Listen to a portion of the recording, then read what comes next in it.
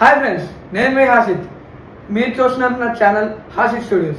నేను ఈ ఛానల్ కొత్తగా పెట్టాను.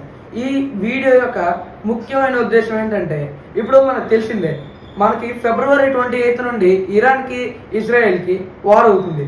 ఇజ్రాయెల్కి యూఎస్ఏ సపోర్ట్ ఉంది, కానీ ఇరాన్కి ఎవరు లేరు. ఇంకా మనం ఇక్కడ చూసుకున్నట్టయితే యూఎస్ఏ వచ్చేసి #1 న్యూక్లియర్ పవర్ ఉన్న కంట్రీ అనమాట. దీనికి న్యూక్లియర్ వెపన్స్ చాలా ఉన్నాయి, కానీ ఇరాన్కి ఒక్క న్యూక్లియర్ వెపన్ కూడా లేదు. సో యూఎస్ఏ వచ్చేసి ఇరాన్కి చాలా బాంబులు గట్ట పేల్చి #1 వరల్డ్లో ఉన్న #1 అతిపెద్ద రిఫైనరీ, ఆయిల్ రిఫైనరీ మరియు గ్యాస్ రిఫైనరీ ఉన్న రిఫైనరీస్ని ధ్వంసం చేసింది. దీనివల్ల ఇక్కడ ఇరాన్ యొక్క జీడిపి, ఇరాన్ యొక్క ఎకనామిక్ కండిషన్సే కాకుండా మన ప్రపంచంలో ఉన్న ప్రతి ఒక్క కంట్రీ యొక్క ఎకనామిక్ కండిషన్స్ ధ్వంసమయ్యాయి. ఇది ఇంకా వీటి యొక్క ఎఫెక్ట్స్ ఇంకేమైనా ఉన్నాయా అనేది మనం ముందు తెలుసుకోబోతున్నాం. ఈ వార్ గల్ఫ్ కంట్రీస్ మధ్యలోనే మరియు యూఎస్ఏ మధ్యలోనే కాదు, ఇది మన ప్రపంచం మొత్తం అవుతుంది. ఎందుకంటే మన ఇండియా వచ్చేసి 90% ఆఫ్ తన oil, crude oil, gases, petroleum ఇవన్నీ ఇరాన్ నుండి తెచ్చుకుంటుంది. ఇరాన్ మరియు సౌదీ అరేబియా.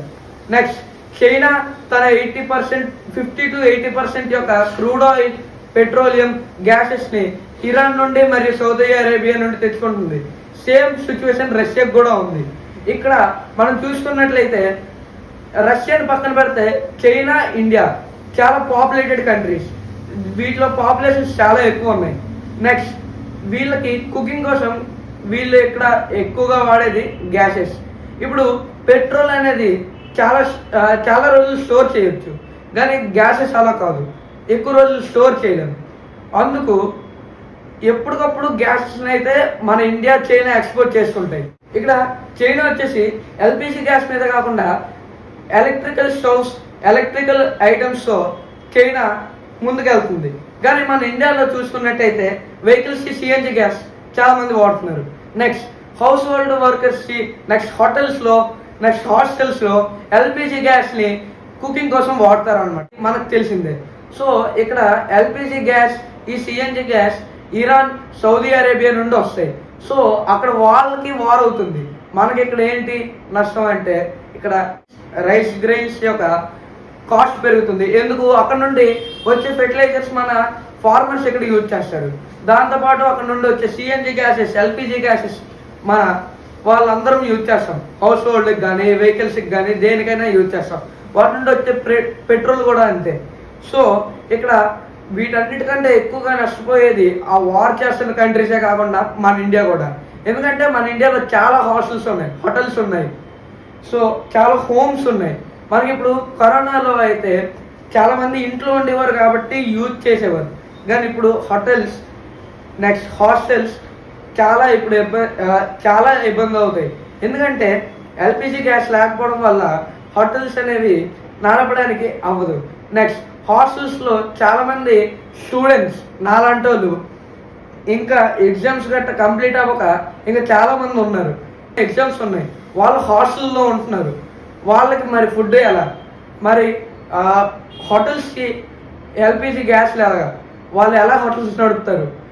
ఇప్పుడు హోటల్ ఓనర్లే నష్టపోవట్లేదు, ఇక్కడ మన ఆర్థిక పరిస్థితి కూడా నష్టపోతుంది. నెక్స్ట్ చాలామంది వర్కర్స్ అన్ఎంప్లాయ్ కూడా అవుతున్నారు. చాలామంది హోటల్స్ మూసేస్తున్నారు ఎల్పిజి గ్యాస్లు లేక. నెక్స్ట్ అక్కడ వార్ అవుతుంటే మనకి ఇక్కడ ఇలా ఉంది.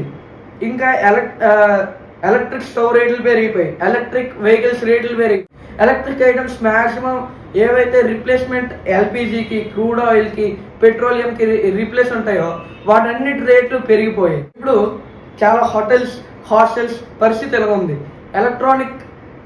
ఎలక్ట్రానిక్ గ్యాజెట్స్ యొక్క రేట్లు అనేవి పెరిగిపోయి, ఏవైతే పెట్రోలియంకి రీప్లేస్మెంట్ ఉన్నాయో.